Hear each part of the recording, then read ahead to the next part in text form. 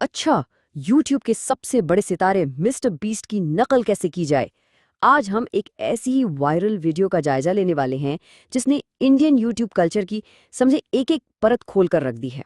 तो सवाल ये पैदा होता है, भाई जब कोई क्रिएटर पहले ही हर चीज को एक्सट्रीम लेवल पर ले जा चुका हो, तो उसकी पैरोडी कैसे की जाए? यही वो बड़ा चैलेंज है जिसका जवाब ये वीडियो देती है।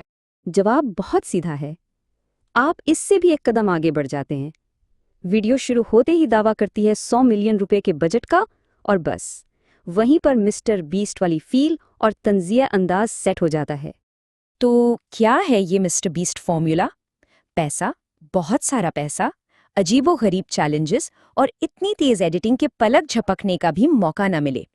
और ये पैरोडी इन सारी चीजों को बिल्कुल परफेक्ट तरीके से कॉपी करती है। जी हाँ, बिल्कुल यही फुटपाथ पर सोना ये एक बेहतरीन तंज है उन बेमतलब इंतहाई चैलेंजेस पर जो सिर्फ कंटेंट के लिए किए जाते हैं। ये क्लासिक मिस्टर बीस्ट स्टाइल की हरकत है जिसे यहाँ बहुत मज़ाहिया अंदाज में पेश किया गया है। और देखें, पैरोडी सिर्फ मिस्टर बीस्ट की नहीं है बल्कि उनकी पूरी टीम की है।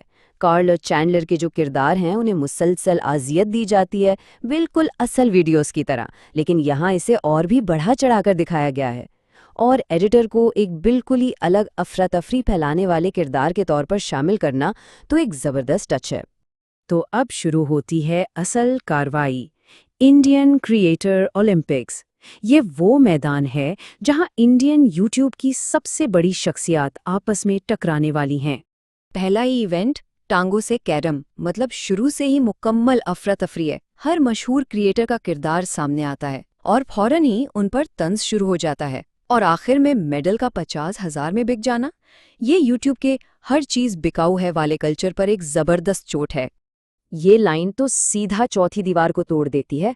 ये सिर्फ एक मजाक नहीं, ये एक तरह से हकीकत बयान की गई है। यूट्यूब पर पैसा और व्यूज ही सब कुछ कंट्रोल करते हैं, यहाँ तक कि एडिटर को भी। अब वीडियो इंडियन गेमिंग कम्युनिटी पर अपना ध्यान मरकूज करती है और यहाँ भी किसी को नहीं बख्शा गया। यहाँ तो गेमिंग कम्युनिटी की हर बड़ी मछली को निशाना बनाया गया है। मॉडल व्यूअरशिप के लिए लूडो खेल रहा है, टेक्नो गेमर्स GTA 5 को तब तक नहीं छोड़ेगा जब तक GTA 6 ना आ जाए। ये पैरोडी गेमिंग कल्चर के मौजूदा रुझानात पर इतनी ज्यादा दुरुस्त है कि हंसी के साथ साथ थोड़ी चुभन भी होती है। इसके बाद गौरव चौधरी की पैरोडी की एक शानदार एंट्री होती है जो दौलत की नुमाइश के मौजू को एक बिल्कुल नई सतह पर ले जाती है। रोजाना सोने का काम, ये लाइन फ्लेक्स कल्चर को इसकी इंतहा तक ले जाती है। ये इतना बेतुका है कि मजाहिया बन जाता है और ये दिखावे के कल्चर पर एक बेहतरीन तंज है। 2500 सोने के फोन कवर्स को वेल्ड करके खुद को अनबॉक्स करना, ये सिर्फ मजाक से कहीं ज्यादा है। ये अनबॉक्सिंग वीडियोस और फजूल खर्ची के कल्चर पर एक गहरी तनकीद है जो हमें रोज ऑनलाइन देखने को मिलती है। आइए अब इस हिस्से की तरफ बढ़ते हैं जो शायद वीडियो का सबसे धमाका खेज लम्हा है, जहां पॉडकास्ट कल्चर और क्रिएटर्स के झगड़ों को निशाना बनाया गया है। ये सवाल, ये पॉडकास्ट की दुनिया में पूछे जाने वाले दिखावे के दानिशवराना सवालात की बेहतरीन पैरोडी है। ये फौरन ही इस सेगमेंट का टोन सेट कर देता है। 20 मिलियन मेरे हैं, ये मंजर क्रिएटर इकोसिस्टम की एक तल्ख हकीकत को बेनकाब करता है। सब्सक्राइबर्स की जंग और अंदरूनी झगड़े, ये दिखाता है कि किस तरह कामयाबी अक्सर टीमों को तोड़ देती है। और फिर आता है वीडियो का सबसे बड़ा धमाका। क्या तुमने कभी अच्छा मवाद बनाने के बारे में सोचा है? ये एक सीधा सवाल बेयर बाइसेप्स की पैरोडी और पूरे सेल्फ हेल्प पॉडकास्ट कल्चर की बुनियादों को हिला देता है। वीडियो के इख्तिताम पर क्रिएटर किरदार से बाहर निकलकर एक हतमी पैगाम देता है जो उस पूरी पैरोडी का एक तरह से निचोड़ है। तो इंडियन यूट्यूबर्स में ऐसी क्या खास बात है? वीडियो के मुताबिक औसत दर्जे का मवाद, गैर ज़रूरी गालियां, व्यूज़ की शदीद प्यास और दिखावा करने की ज़बरदस्त सलाहियत, ये पूरी पैरोडी का निचोड़ इन 4 नुकात में है।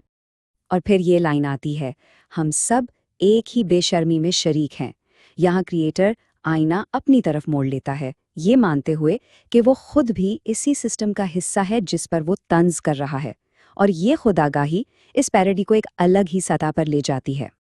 और आखिर में एक आखिरी अफरा तफरी। हर क्रिएटर अपने अंदाज में सब्सक्राइब करने को कहता है, पैसा फेंको, डंबल्स फेंको, छक्का मारो। ये तेज़ रफ्तार इख्तिताम इस पूरी वीडियो की तवानाई का बेहतरीन खुलासा है। तो आखिर में सवाल ये बचता है, जब कोई पैरोडी इतनी दुरुस्त हो तो मजाक कहाँ ख़त्म होता है और हकीकत कहाँ से शुरू होती है?